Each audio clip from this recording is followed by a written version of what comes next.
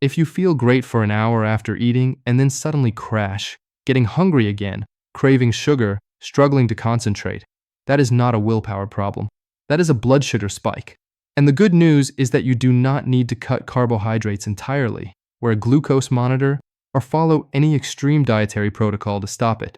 In this video, I am going to show you exactly how to end blood sugar spikes using simple physiology and simple habits you can apply at your very next meal. My name is Dr. Victor Hayes. Let me start with why this matters. The mid-afternoon energy crash, the brain fog after lunch, the relentless craving for something sweet at 3 p.m., these are not character flaws. They are your body responding to the metabolic roller coaster your blood sugar has been riding all day. Most available advice focuses on restriction, cut carbs, avoid sugar, eliminate entire food groups. But the real solution is far simpler and is rooted in understanding how your body actually processes food. Blood sugar rises after you eat carbohydrates. That is normal and necessary. Glucose is the primary fuel for your brain, your muscles, and your heart.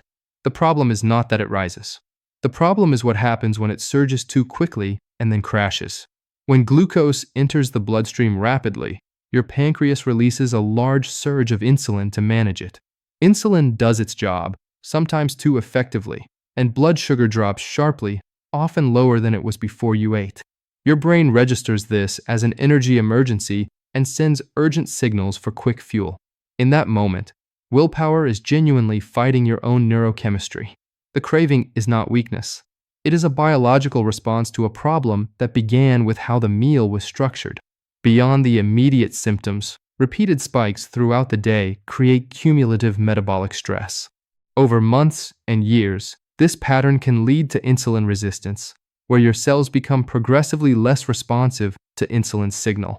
That is the path toward weight gain that will not shift, toward fatigue that never fully lifts, and eventually toward type 2 diabetes and cardiovascular disease. But before any of that happens, the daily experience of unstable blood sugar is enough to meaningfully affect your energy, your mood, your sleep quality, and your cognitive performance. Blood sugar spikes are not inevitable. They are a product of how you eat, when you eat, and what you do after eating. That means they are within your control to change. What actually causes the spike? When you eat carbohydrates, they are broken down into glucose molecules that enter your bloodstream through the small intestine. Your pancreas detects the rise and releases insulin. Insulin directs that glucose into muscle cells for immediate energy, into the liver for storage as glycogen, and, if those sites are full, converts the excess into fat for storage. The speed and height of the glucose rise determines how much insulin gets released and how sharply your blood sugar then falls. When glucose enters the bloodstream slowly and steadily, insulin responds proportionally. When it floods in rapidly, the response is excessive and the crash follows. The rate of absorption depends on what else is in your digestive system. Fiber slows absorption by forming a gel-like layer in your intestine that moderates glucose entry. Protein and fat slow gastric emptying, meaning food leaves your stomach more gradually. When carbohydrates are eaten alongside these nutrients, glucose release is steady rather than sudden. The spike flattens into a gentle curve. The three most common causes of spikes deserve specific mention. First, eating carbohydrates in isolation, without fiber, protein, or fat to slow absorption. Toast on its own. Cereal with low-fat milk. A banana eaten while rushing out the door. There is nothing inherently wrong with these foods, but eaten alone, they create the ideal conditions for rapid glucose entry. Second, liquid calories. Fruit juice, smoothies, energy drinks, sweetened coffee drinks. These deliver glucose in liquid form, bypassing the slower digestive process that solid food undergoes. Your body absorbs liquid glucose almost immediately, producing some of the fastest spikes possible. Even a vegetable-heavy smoothie can cause a significant spike if it contains substantial fruit and no protein or fat to balance it. Third, eating a meal and remaining completely still. Your muscles are primed to absorb glucose after eating, but only when they are active. Sitting at a desk, lying on a sofa, or getting straight into a car means that glucose remains in your bloodstream longer than necessary. Your muscles, which could function as a massive glucose disposal system, sit idle while insulin works harder and blood sugar stays elevated. These three patterns are embedded in modern daily life. Recognizing them is the first step toward changing them. Now for the practical framework, one that flattens blood sugar spikes without restriction or complicated tracking. Principle 1 is meal structure, not restriction. Every meal should contain protein and fiber as its foundation. Protein slows gastric emptying and triggers satiety hormones. Fiber creates a physical barrier in your intestine that moderates glucose absorption. Carbohydrates are not the enemy, but they need to be eaten in context alongside these other nutrients rather than in isolation. A chicken salad with quinoa and olive oil dressing produces a completely different blood sugar response than a bowl of quinoa eaten alone, even if the total carbohydrate content is similar. The context transforms the metabolic response. Principle 2 is meal sequencing. Research shows that eating fiber-rich foods first, followed by protein and fat, then finishing with carbohydrates, can meaningfully blunt the glucose spike from that meal. The fiber creates the absorption buffer. The protein triggers digestion-slowing hormones. By the time carbohydrates arrive, your system is already primed to process them more gradually. You do not need to eat in rigid formal stages, but starting with vegetables or a salad, then moving to your protein, then finishing your rice or pasta produces a measurable difference in your post-meal glucose response. Principle 3 is post-meal movement. Your muscles are glucose disposal systems when they are contracting. A 10 to 15-minute walk after eating, or even just standing and doing light activity like gentle squats, pulls glucose out of your bloodstream and into muscle cells where it is used for energy rather than stored. You do not need intensity. You do not need a gym.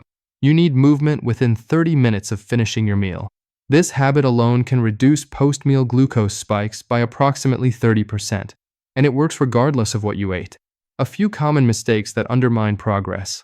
Skipping meals with the intention of eating less, only to arrive at the next meal very hungry and making poorer food choices, eating faster, and spiking glucose more dramatically than if you had eaten normally. Hunger-driven eating almost always produces larger spikes. Relying on foods marketed as healthy, but which are actually low in fat and high in sugar or refined carbohydrates. Fat-free yogurts, many snack bars, and most commercial breakfast cereals often replace fat with sugar, which spikes blood sugar just as aggressively while providing less satiety. Assuming that exercise compensates for poorly structured meals. Regular exercise meaningfully improves insulin sensitivity over time, but it does not override the immediate glucose response to a meal eaten without protein, fiber, or fat. A post-workout protein shake full of fruit with no fat or fiber will still produce a significant glucose spike, even immediately after intensive training. Focusing on sugar while ignoring refined carbohydrates. White bread, white rice, and white pasta break down into glucose essentially as quickly as table sugar does. Avoiding dessert while regularly eating refined carbohydrates in large quantities without accompaniments misses the bulk of the problem. If you want to experience what stable blood sugar actually feels like, try this straightforward approach for 1 week. At every meal, ensure protein, fiber, and fat are present before adding carbohydrates. Eggs with spinach and avocado before toast. Chicken and salad with olive oil before rice. Roasted vegetables with salmon before pasta. The carbohydrates are not eliminated, they are eaten in context. Add one daily movement habit, a 10 to 15-minute walk after your largest meal. Set a reminder, put on shoes, and walk around your neighborhood or office building. No tracking, no targets, just consistent movement in the post-meal window. Replace one sugary or high-carbohydrate drink each day with water, herbal tea, or black coffee. If you normally have juice at breakfast, swap it for water or eat the whole fruit instead. Go to bed at the same time every night for 7 days. Sleep consistency directly improves insulin sensitivity and reduces the following day's craving patterns, creating a metabolic advantage that supports everything else you are trying to do. After 1 week, most people notice clearer thinking, more stable energy across the day, reduced cravings, and better sleep quality. Those improvements are not placebo. They are the direct physiological result of more stable blood sugar throughout the day. Blood sugar spikes are not something to fear or obsess over. They are something you can control with simple, repeatable habits. The framework is 3 things: structure meals with protein, fiber, and fat. Consider eating those components before your carbohydrates, and walk for 10 minutes after eating. Those 3 habits will flatten the majority of blood sugar spikes without restriction, without tracking, and without requiring willpower in the moment when willpower is least available.